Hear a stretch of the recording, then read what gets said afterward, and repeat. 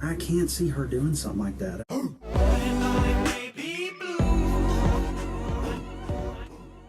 it's Blue. Make sure you like and subscribe and go follow me on my Twitch and my Kick. Those links are down below. Also my Patreon, where I have more content on there that I don't post here. Now we're talking.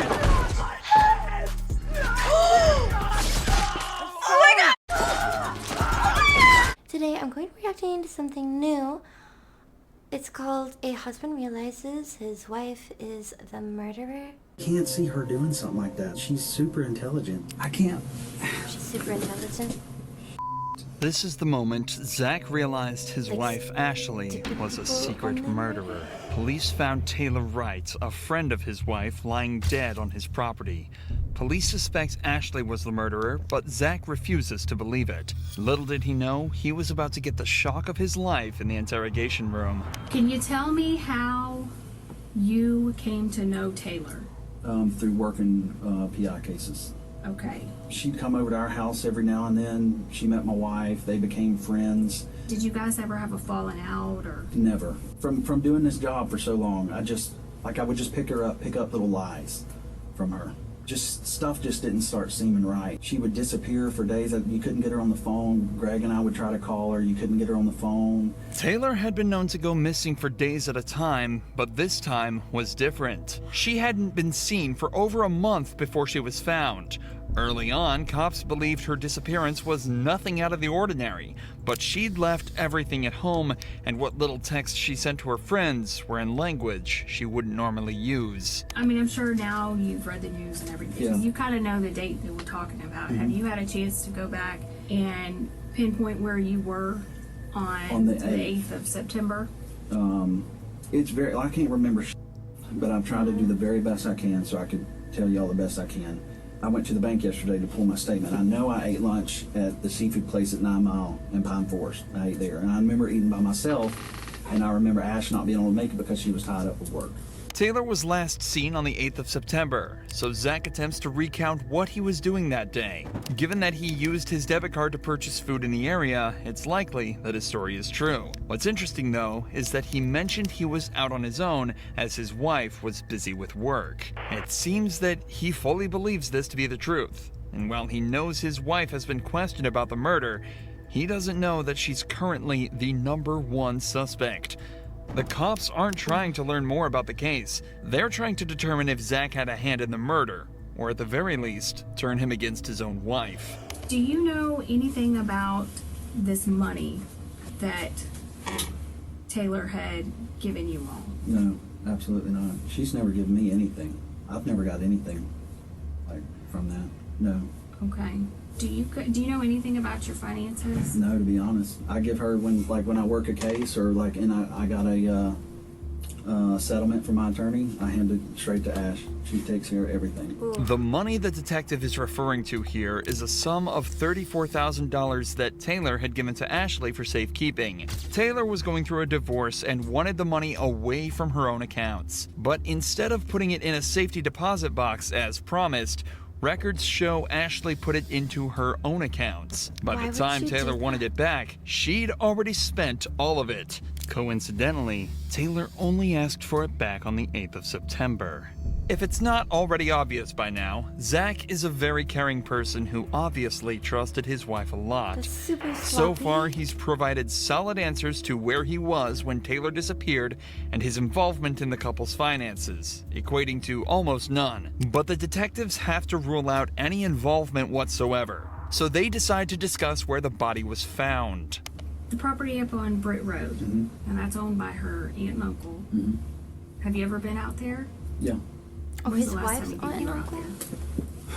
The last time I went out there is when I traded my four-wheeler for a side-by-side. And that's the last time I've been. Before that, I couldn't tell you. But when was that? A couple months back.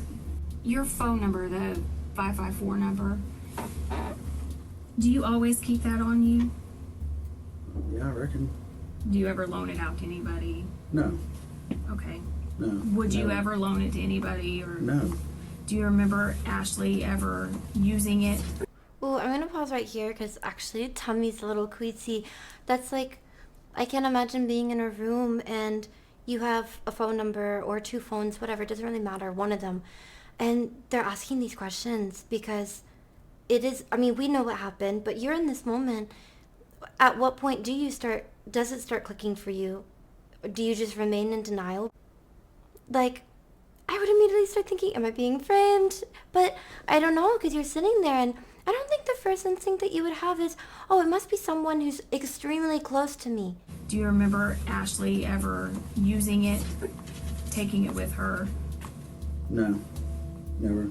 Okay, did it ever get lost or stolen or anything and get replaced? No, not that I recall. Okay. This might seem like a random question, but phone records actually played a huge part in uncovering the truth in this case.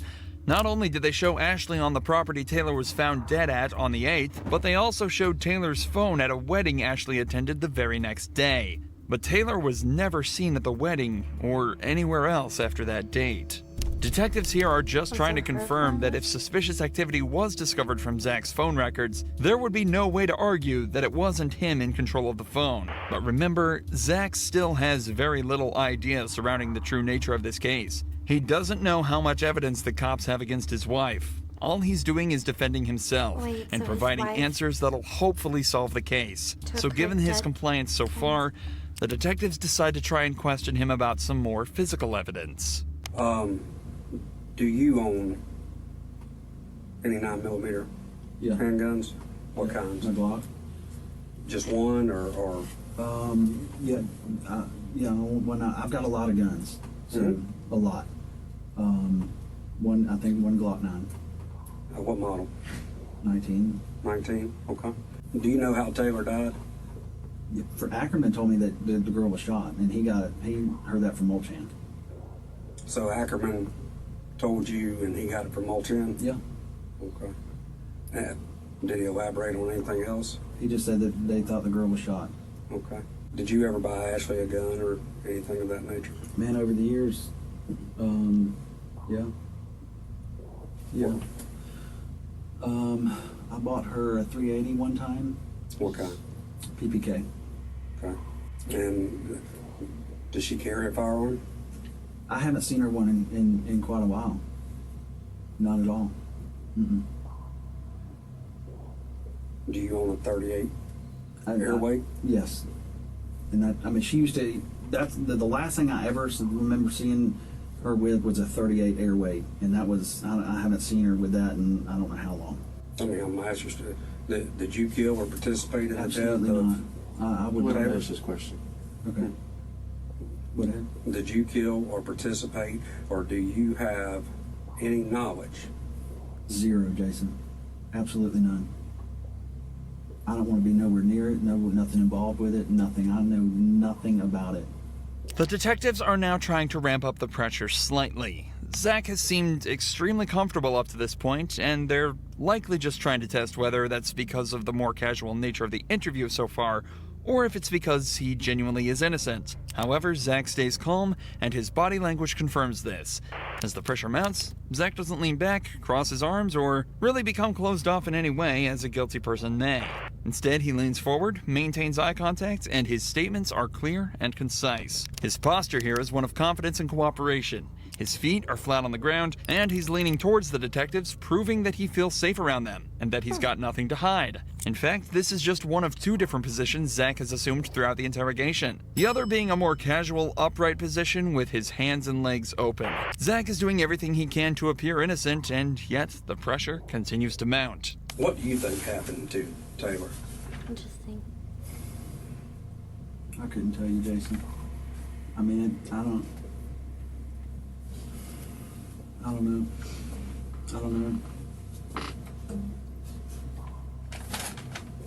mean, nobody deserves to ever get anything happen to them like that whatsoever. I don't know, buddy. I don't know what happened to her. And, I'm asking you, as this investigation continues, whether it's text, phone records, computers, financials, is there going to be anything that hems you up or No, ties you absolutely to that. nothing. Well, and not just being involved in the actual murder, but as far as, afterwards. Helping conceal. If any person in this world was like, hey, Zach, come help me do something, I would run from that mother as fast as I could. Well, I mean, just, hell, it's all over the news. Yeah.